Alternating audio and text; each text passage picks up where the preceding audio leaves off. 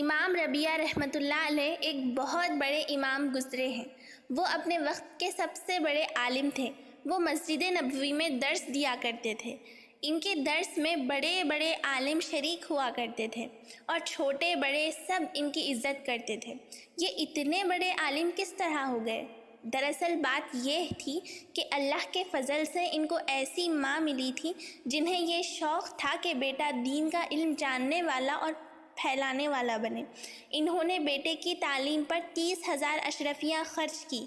دوسری بات یہ کہ اللہ نے ان کو سمجھ بڑی اچھی دی تھی۔ ساتھ ہی یہ بات بھی تھی کہ امام ربیعہ نے بڑے محنت سے تعلیم حاصل کی۔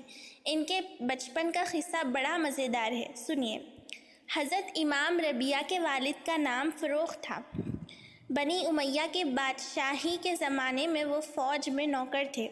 ایک بار فروخ ایک بڑی لڑائی کے لیے بھیجے گئے۔ اس وقت امام ربیعہ اپنی ماں کے پیٹ میں تھے۔ فروخ کو ان لڑائیوں میں 27 برس گزر گئے۔ اس عرصے میں وہ گھر نہ آ سکے۔ ان کے پیچھے امام ربیعہ پیدا ہوئے اور ان کے پیچھے ہی بہت بڑے عالم ہو گئے۔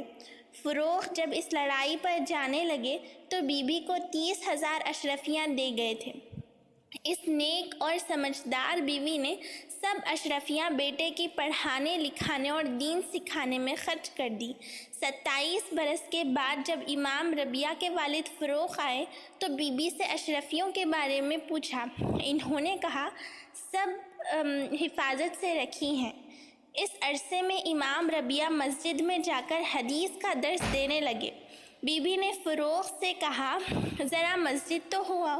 فروخ مسجد نبوی میں پہنچے تو دیکھا کہ بیٹا حدیث کا درس دے رہا ہے اور بڑے بڑے علماء درس میں شریک ہیں۔ وہ خوشی سے پھولے نہ سمائے۔ گھر لوٹے اور بیوی سے خوشی سے تعریف کی اور بار بار اللہ کا شکر ادا کیا۔ اب بی بی نے پوچھا بتاؤ 30,000 اشرفیاں زیادہ اچھی ہیں یا یہ نعمت؟ وہ بولے اشرفیوں کی کیا حقیقت ہے؟